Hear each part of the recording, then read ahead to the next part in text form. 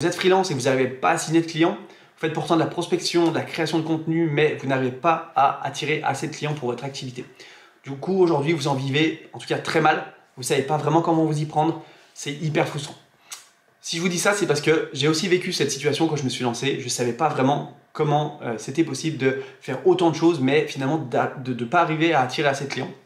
Donc, en tous les cas, si c'est le cas, vous faites peut-être 3 erreurs que font 90% des freelances, que moi en tout cas j'accompagne ou que je vois. Donc, avant de commencer cette vidéo, j'ai une newsletter que j'envoie une fois par semaine, le dimanche soir, où je partage des conseils sur l'acquisition client, le freelancing, la vente. Si ça vous intéresse, le lien de la newsletter est dans la description. Donc, revenons rapidement aux 3 erreurs que font 90% des freelances qui les empêchent de signer plus de clients, d'augmenter leur prix forcément et d'avoir encore une fois une activité qui leur permet de vivre confortablement de leur activité de freelance. La première erreur que je vois très souvent, c'est de ne pas avoir de proposition de valeur qui soit claire. Donc vraiment, une proposition de valeur claire, c'est fondamental pour, encore une fois, créer une offre.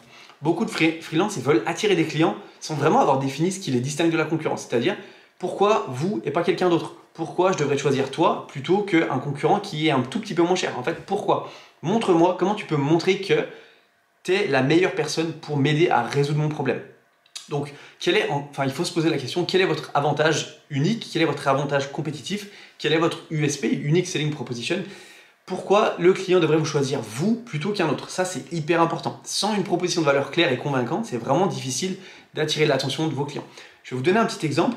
Moi, quand j'ai commencé le freelancing, j'étais copywriter spécialisé dans le BTP. Pourquoi? Parce que j'ai travaillé pendant 10 ans dans le BTP et j'avais une légitimité bien plus importante qu'un copywriter qui était concurrent. C'est-à-dire que dans le marché du BTP, je connaissais les problématiques, les frustrations, les enjeux, les désirs, la verbatim. Bref, je connaissais vraiment très bien l'écosystème et du coup, quand j'allais discuter avec des potentiels clients, je leur expliquais que je faisais du marketing, je faisais du copywriting et en plus, je connaissais très bien le secteur dans lequel ils évoluaient. Donc en fait, j'étais tout de suite positionné comme le prestataire, le freelance le plus crédible pour réaliser la mission plutôt qu'un freelance qui est un petit peu généraliste, qui vend un petit peu des articles de blog, qui vend un petit peu des articles de blog, je sais pas, sur la santé, qui vend un petit peu je sais pas, du ghostwriting sur la tech, enfin bref.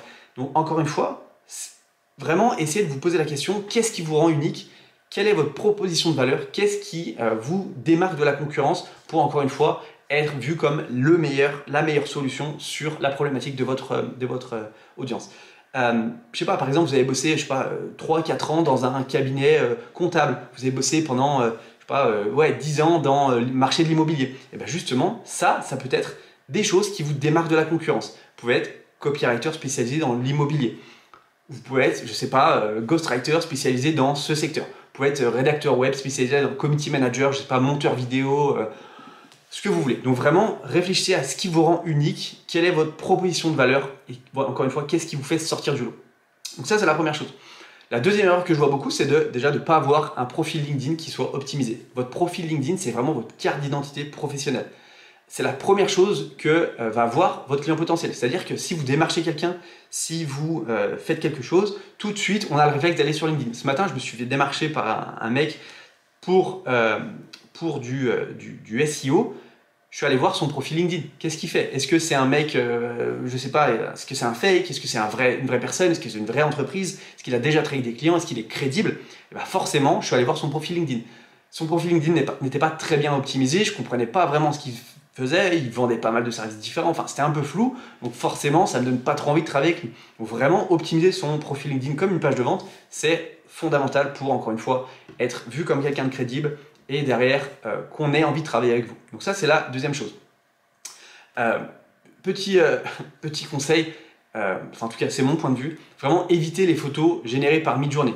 Si vous avez sur LinkedIn, vous pouvez mettre une photo de profil. Si votre photo de profil, elle est avec elle est générée par l'IA, avec des trucs un petit peu... je trouve que ça n'est pas du tout professionnel. Une simple photo de vous, ça suffit largement. Si vous voulez mettre un fond derrière, c'est ok, mais pas un truc généré avec Midjourney, avec des trucs. Il y en a qui partent vraiment dans tous les sens. Donc pour moi, ça c'est vraiment hyper important de ne pas faire cette erreur. Deuxième chose aussi, c'est d'avoir un nom sur LinkedIn, c'est-à-dire au lieu de dire copywriter immobilier spécialisé dans l'immobilier, où je vous aide à augmenter vos conversions de vos pages de vente pour votre SaaS de l'immobilier. Il y en a qui mettent ninja du copywriting, je sais pas, roi mage du SEO, enfin bref, ça c'est des noms un peu rigolos, drôles, pour faire rire un peu la galerie. Et en fait, ça veut rien dire. Et au contraire, je pense que ça décrédibilise beaucoup. C'est pas clair, c'est pas professionnel. On est là pour être pro, on est là pour dire ce qu'on fait, que ce soit clair et précis. Donc encore une fois, moi je vois beaucoup de personnes qui partent un petit peu dans tous les sens. As, ninja du machin, enfin bref, c'est un petit peu, on n'est pas dans les tortues ninja, il faut se calmer. Un truc simple, précis, ça suffit.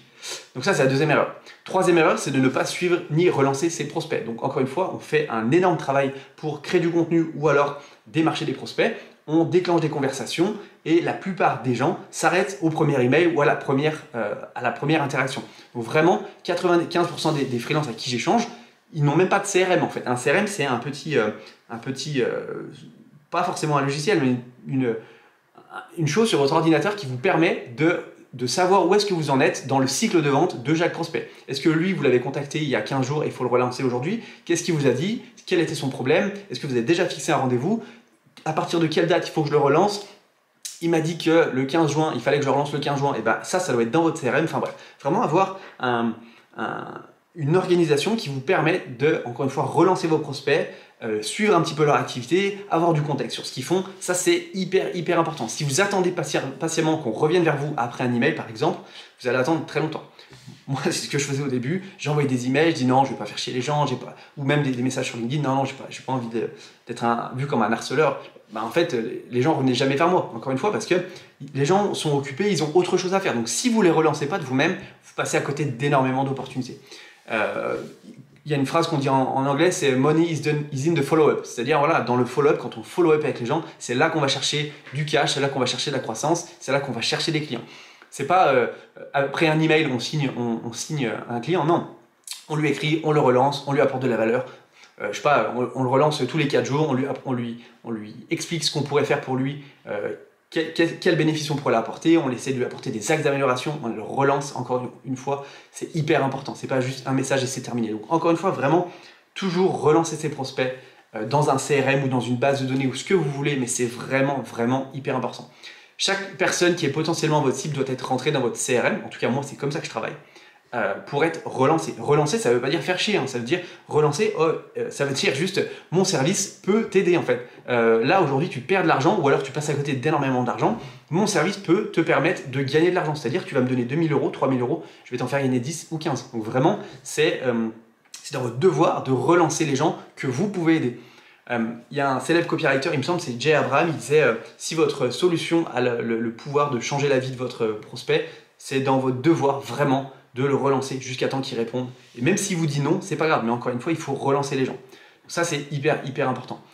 Votre CRM, il n'y a pas besoin que ce soit un truc hyper complexe, juste un petit Excel ou un Notion, ça suffit, avec le nom de la boîte, le contexte, l'adresse mail, la personne en charge, peu importe. Si vous avez envie, écrivez-moi en DM, par email ou même dans le commentaire de la vidéo. Je peux vous envoyer mon CRM minimaliste que moi je crée et qui me suffit largement et qui est très bien et ça suffit. J'aime pas faire des trucs trop complexes, donc encore une fois, c'est assez minimaliste et ça me suffit. Donc vraiment, vous avez besoin du nom d'entreprise, de l'adresse mail, du contact, vraiment le minimum et ça suffit. Il n'y a pas besoin que ce soit un truc hyper complexe. Votre CRM, vous pouvez le créer en 30 minutes, ça suffit largement. Et comme on dit encore une fois, money is in the follow-up. Donc voilà pour ces 3 erreurs que 95% des freelances malheureusement font. J'espère que vous avez appris quelque chose. Si c'est le cas, n'hésitez pas à liker la vidéo, vous abonner.